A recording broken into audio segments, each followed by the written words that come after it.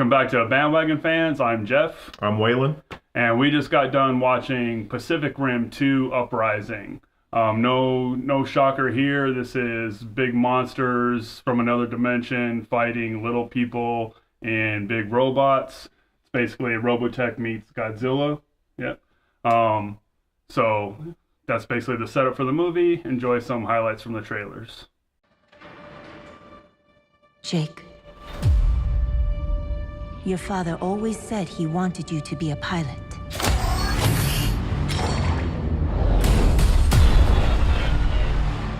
He said a lot of things.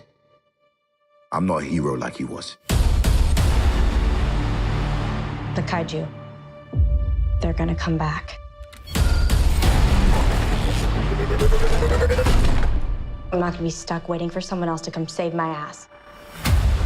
Cadets, you better gear up.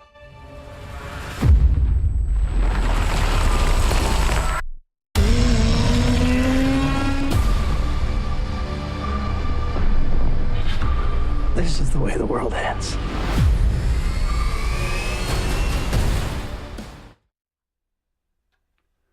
So, Pacific Rim 2: Uprising. Overall thoughts. How do you like it? Just big, dopey fun. Yeah. So for me, it was when it was big dopey fun, it was big dopey fun. Mm-hmm. But there was like this whole hour-long foreplay to get to it, and it was like having to sit through like The Notebook before you watch Gang Bang Angels 5 or something. Sure. There was the first hour, like there was attempts at character development and establishing some meaning. Half-hearted stabs. Yeah, and I didn't care. Yeah. But once it got to big robots and big monsters fighting, it was a fun ride. Yeah, it was exactly what the trailers kind of led me to believe it was. I saw the first movie. Yeah, this movie wears itself on its sleeve. Yeah. Oh yeah. No surprises. Yeah. So how does it? So you saw the first one. It feels consistent with the first movie. The kind of self-consciously stilted dialogue. Very hackneyed. Characters are just thumbnail sketches, but almost none of it really matters. Yeah. So some notes first. So this one is starring John Boyega. Mm-hmm. The original Pacific Rim starred, I think it was Idris Elba. Idris Elba and Charlie Hunnam was the actual main character. Idris Elba was like his supporting character. Okay. So in this movie, John Boyega plays Idris Elba's son. Mm-hmm. Spoiler alert: Idris Elba died in the first movie. I think. Yes, he did. Yeah. They set it up as if he died, and I guess he actually did die. Mm-hmm. This also stars, I think the one returning character from the first movie was, let me see if I get her name right, Rinko Kikuchi. Yeah, played his adopted sister. Yeah. So plays John Boyega's adopted sister, Idris Elba's adopted daughter, right? Obviously, Scott Eastwood, Clint Eastwood's son, is kind of almost a co-lead, and then you have newcomer Kaylee Sponey. I'm not quite sure how you pronounce her name. Newcomer. This is her first feature-length film, but it looks like she's got a few other films coming. And then Tian Jing, who's also been in a couple of Chinese-American movies, The Great Wall, and then Kong Skull Island. Charlie Day returning. Yeah. So a Chinese actress who also speaks English really well and is appearing in these English movies as well. So big dopey fun at the end. The plot of the movie, we already went over the plot of the movie. So the original Pacific Rim, it was interdimensional monsters that started invading Earth. Yeah, basically the kaiju, the giant monsters, are basically weapons being sent by an alien race to conquer Earth. Yeah, and in the original Pacific Rim, they fight them off, they save the day, and now Pacific Rim 2, it kind of takes a little while to get to the monsters. There's a whole setup but basically it's the same basic premise. At the end of the movie, it's big monsters fighting big robots. you mentioned that the beginning did take a while to get going, but it was like almost like they were in a hurry to set the table. You know? Yeah, it was very Starship Troopers. Yeah, I was thinking that exact same thing. It had a really long setup of campy sci-fi military, and same way Starship Trooper was, with the way people talk to each other, the things they did in their downtime. Everything was hokey. You can tell like everybody knew it was hokey, but there's no winking at the camera. They kind of play it straight. But I was bored to death for the first hour. Once we actually started getting into the action, there was a lot of attempts at setting up some sort of character development. Almost like I just wasn't having it. It felt like they were just checking off the boxes, and honestly, I was just kind of. It didn't bother me. I mean, you want to talk about a movie with pacing issues? 2014's Godzilla. If you were getting antsy during the beginning of this one, I'd probably steer clear of that other movie. All right. Now I will say there was a large contingent of kids and teenagers, and they like almost gave this a standing ovation. Oh yeah, they absolutely they were loved just. it. I mean, throughout the movie, we could hear them. They were enjoying the movie. There were a lot of funny moments. Yeah. There was a particularly funny moment involving a car alarm that made me chuckle.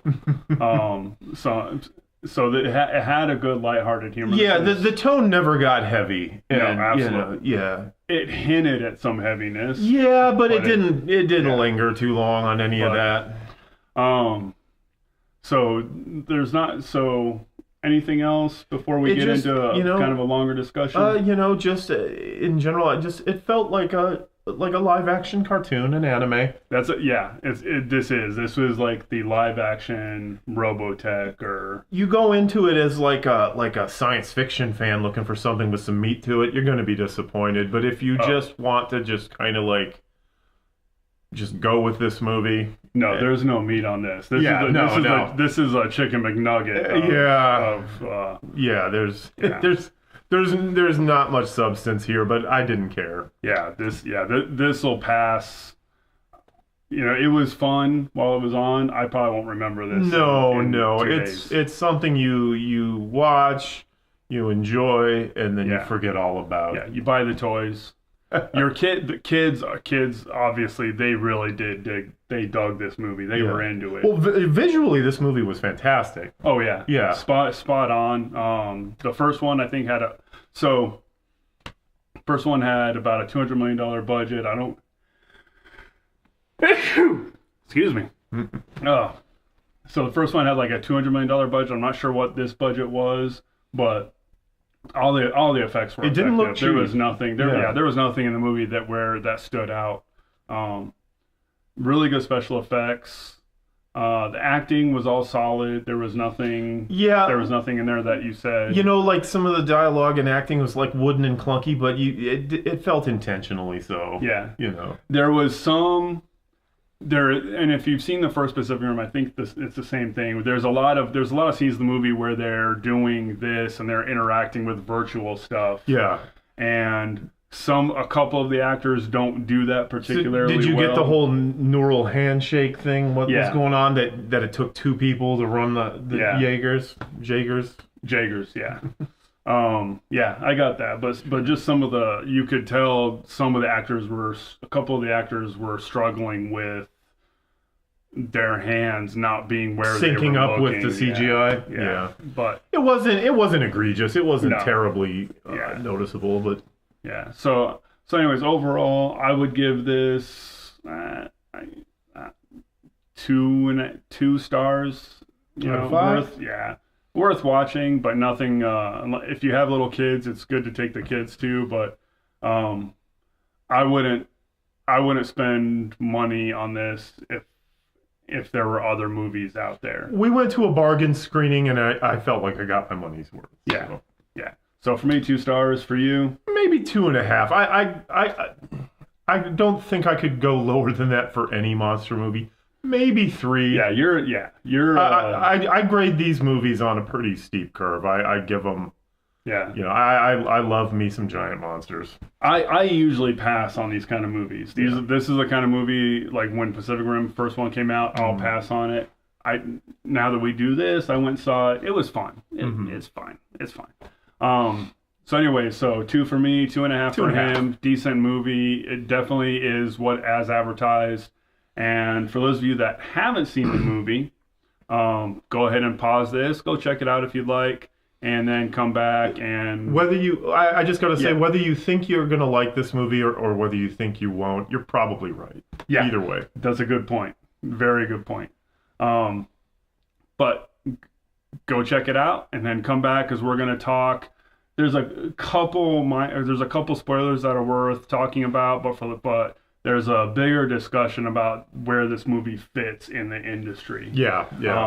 So we're gonna discuss that, but before we do that, we're gonna do the whole fade out and then fade back in. All right, so we're back and we are talking about Pacific Rim 2 Uprising. So there's one spoiler that I want to talk about, and it's going to lead into the larger discussion. Sure. So we mentioned in the non-spoiler review that the one returning character, and I forget what the character's name is, but the actress is Rinko Kikuchi. Kikuchi. John Boyega's adopted sister. Adopted sister, and she does die fairly early in the movie. Yeah, quite early. Yeah, so the reason I think that's significant, or not so much that her death is significant, nothing in this movie is particularly significant, but it also paved the way for Tian Jing, who, so in the context of the movie, there's the drone, there's this plot device of this company who wants to create drones. Shao Industries, of which Tian Jing is the CEO. They're essentially remote controlled Jaegers. Yeah. So she wants to launch a fleet of these drones to replace basically piloted Jaegers. It never really kind of makes clear, at the beginning of the movie, the war with the kaiju's been over for 10 years. So I'm not entirely sure what these Jaegers and drones are out there doing to begin with. I guess just security. Yeah, just directing traffic. Well, they know that the kaiju are going to come back at some point. But they didn't. It took a while for them to establish. But you're right. That. But they didn't mention that. Yeah. So this is supposed to be a movie about big robots and big monsters, but there's nothing about monsters until the last 30 minutes, which is why it dragged. It took a while for the kaiju proper to make an appearance. And then they were robots fighting robots for quite a while. Yeah, and that's fine. I can deal with robots kicking ass. So, what bothered me was the hour of no robot on robot action. That is where this movie kind of doesn't measure up to the first one, because the first one was just right into it, and it stayed in this there. This one took a long They time. really assumed that you cared about these characters more, and we don't. It's it's the same problem you find with just about every giant monster movie. They assume you want to spend time with the human characters, and no, we don't. No. So when Kikuchi died. Right. So, and then you have Tian Jing, the head of this corporation, who they were kind of setting up almost to look like a villain. Yeah. At one point, I leaned over to Waylon and I said, "Oh yeah, pretty obvious. No surprise, she's the evil one." But she actually turns out to be a redeemed character. Yeah. But what was that's about as close as this movie gets to a twist. Yeah. But what is absolutely unmistakable about this movie is it was not made for an American audience. No, they really leaned hard, and they're doubling down on the Asian audience. So this movie is made for China, and it's gonna do well. Before we started the review, I wanted to do some research, some numbers. So the original Pacific Rim, released in 2013, made $411 million worldwide, which is a decent haul for basically a B movie. Yeah, especially for 2013. Of that, 25%, only 25% was domestic, which is pretty low for a big blockbuster. Your blockbusters generally go more of a 1/3, 2/3 split, domestic to foreign. If it had done the kind of numbers foreign that it did domestic, we probably wouldn't have seen a sequel. Yeah. Now, what's really interesting, of that $411 million it made, $111 million was from China alone. China alone? Ooh. China alone accounted for 25% of the original's gross. So so you had the one actress, Rimko Kikuchi, who's an established actress in Asia, in China. She's the only one they brought back, and they really made this an international cast. Yeah. And really featured Mandarin Chinese throughout the movie. Made a lot of fun of Americans not speaking Chinese.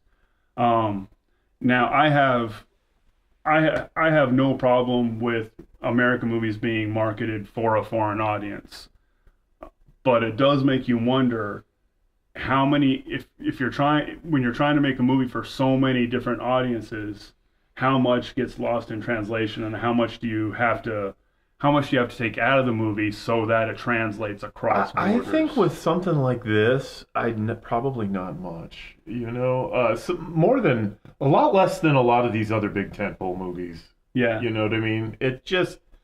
This kind of film seems like it would work just about anywhere. Right. So, and that I totally agree that this movie is tailor made for an international audience. But it begs the question: are there going to be more movies? And I think real quick, I think it's tailor made for a foreign audience because it's really, really dumbed down.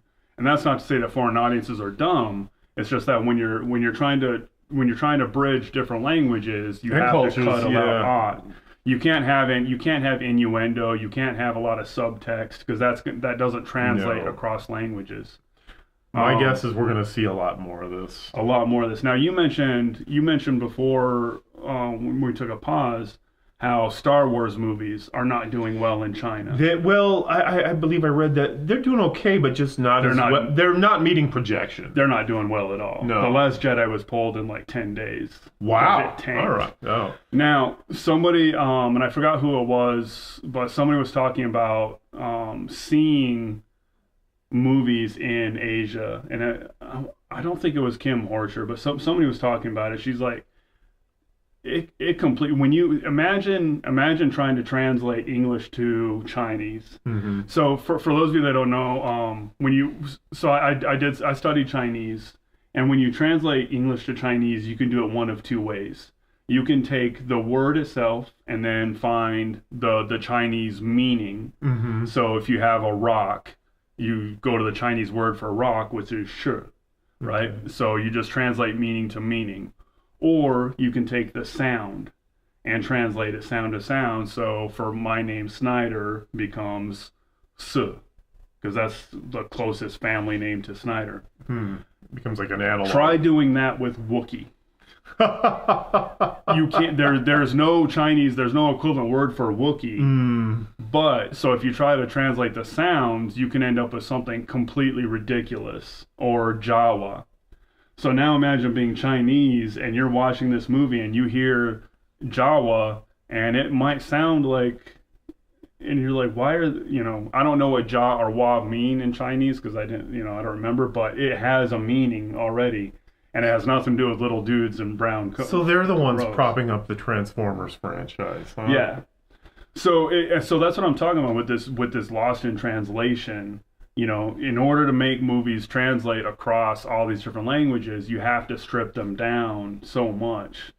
And I just wonder how many of these movies are going to be like that. With the budgets just getting bigger and bigger, I don't blame them for not wanting to take a gamble and pandering to an Asian audience. Hell, I probably would too. Yeah, again, not begrudging anybody, no. but it's going to come at a cost. That's probably why we're seeing streaming series and original movies are picking up steam because they're tailored more to local audiences, maybe. Yeah.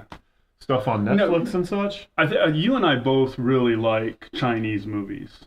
Oh like yeah. you watch a lot of martial arts Oh movies, yeah. right? Yeah, I've seen so many Jet Li movies, Mm-hmm. and so we know how silly it is, the translations from China. You know, when you're watching in the subtext, you're like, that makes absolutely no sense. Well, that's the same thing that's going on in China when they're watching American movies. You got to go with the broadest themes. Yeah. So you got it. So if you're gonna market for an international audience, you're taking a lot out of the movie. So that's kind of, I guess, kind of beat that dead horse. Sure, as much as we but can. yeah. But it's going to be a conversation that comes up over and over again over the next few years. Yeah, it's probably gonna, accelerate the trend of the people who don't like the way movies have been going are probably gonna just flee the theaters, I guess. Yeah, definitely seeing a lot of that happen as well. I mean, any other? There's not really any other spoilers for this movie, but anything else that just visually inventive, paper thin story. Yeah. But I almost was kind of relieved. I felt that way with the first one. I'm like, don't try to give me something complicated. Yeah, just get to it. Just give me those giant monsters. Just go straight to the Backdoor Angels. Yeah, it's monster porn. It's giant monster porn, and who could ask for anything more? And there's nothing wrong with that. No, there isn't. Sometimes you just want giant robot monster porn. This is my kind of dumb. Yeah. Pretty. Once I got to it, it's enjoyable. Mm-hmm. Interesting to see. I'm gonna be looking for the box office receipts to see how. I think this movie's gonna have legs. Maybe not here, but it's gonna do okay. Yeah. I bet you. I'm willing to bet we're gonna see a Pacific Rim 3 where they go. Definitely. Where they Absolutely. go to the alien world. Did you catch that Oh at yeah. the end? Okay, that's the. They're going to the spoiler. Precursor's dimension. That's the last spoiler. At the very end, what does John Boyega say? They're going to take the war to the Precursors, Yeah. who are the interdimensional aliens who created the kaiju. I'm excited. It makes me wish I kind of makes me wish I still did drugs. Yeah, I want to see the movie. I'm down for that movie. I just hope when it comes out, we don't get an hour. Man, where was the payoff? So there was this little love triangle between John Boyega, Scott Eastwood, and this other actress, I didn't catch her name, but yeah, that didn't really seem to go anywhere. But They cared? came back to it like 2 or 3 times, and then it just died. Yeah. But anyways. If you're looking for any kind of resolution to plot threads, no. Yeah, just Pacific Rim 3 when it comes out, just go straight. Just get into it. Just we want that. We want this hardcore, right away. Hardcore. I don't want to see like the week before WrestleMania where everybody just comes out and pumps the mic. Don't for give me an any hour. build up. Yeah, we just jump right in. And I guess that's about it. Yeah, that's about it. I mean, anyways, so it's fun. Yeah, I had fun. Yeah. A lot worse ways of spending 2 hours. Yeah. So for those of you that have seen the movie, what did you think of it? And what do you think of the bigger discussion of the impact of foreign markets on domestic movies? And leave your comments below. And as always, like and subscribe. I'm Jeff. I'm Waylon. And get on the bandwagon.